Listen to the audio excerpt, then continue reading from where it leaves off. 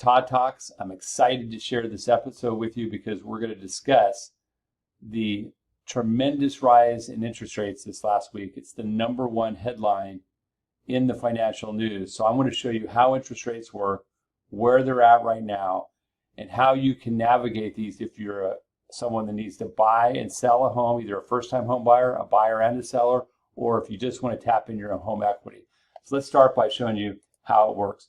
Mortgages are actually bonds, and all bonds are traded on the Chicago Mercantile Exchange, and they go up and down based on activity in the market, and news drives most of the activity.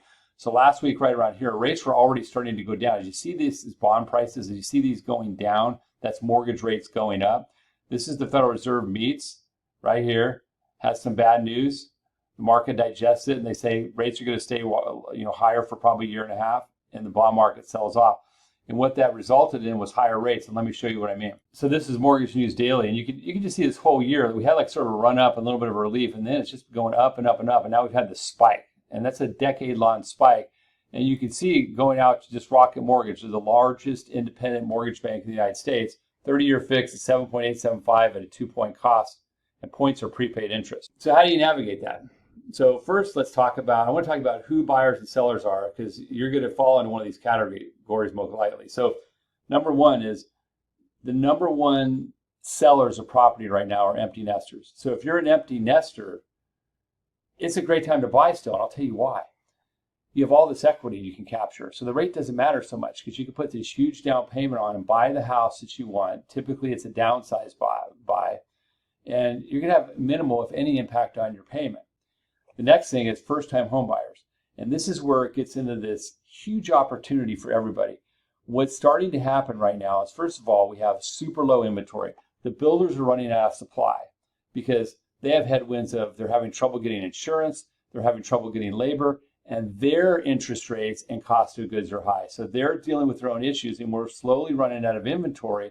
So we have this weird thing of low buyer demand, but low inventory, and that's creating a level of price support, but there's softness in certain areas. So for example, one of my agents this week, one of my close real estate agent partners shared with me that in Bedford, almost all the houses are sitting there in certain price points for 60 days. You know what that means?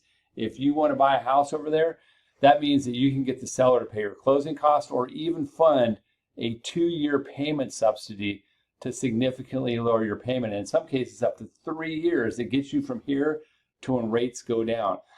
You can also get price reductions. So depending on what the goal is and what we want to do, we can get seller concessions in many cases that weren't there before. That's the opportunity, and it won't last. We have a systemic housing shortage in Texas, but we have an opportunity now that's created by these higher rates. Some of the other buyers, I made a little list for myself today.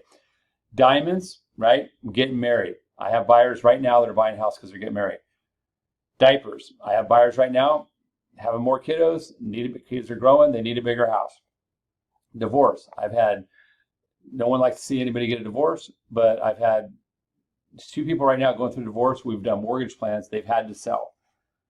If you have health issues or even death, sometimes requires an estate sale. And I've even had those, unfortunately, the death part, even in my own family. So that's what's out there for you. And how you navigate it is the right structure, the right plan, using seller concessions to maximize your savings and your cash out of pocket. Now, what if you're a homeowner and you have some existing home equity? Everyone has a ton of equity, and you're sitting there thinking, hey, I don't want to move. I have a 2 or 3% interest rate, but I have all this equity, and I have debt to consolidate because I let my credit card get out of control because of high inflation. I started using a credit card. It's at 30%. I've got this huge payment. What do I do? Or I've got some home improvements to make. Home equity loans and home equity lines of credit. Those interest rates are higher, but they're second mortgages, so it's a smaller loan amount. Those interest rates will probably be 10 to 12%, but you can either do a fixed term, in some cases up to 30 years, or an interest only for a line of credit, and it can work perfectly for what you need to do for your debt consolidation or home improvement.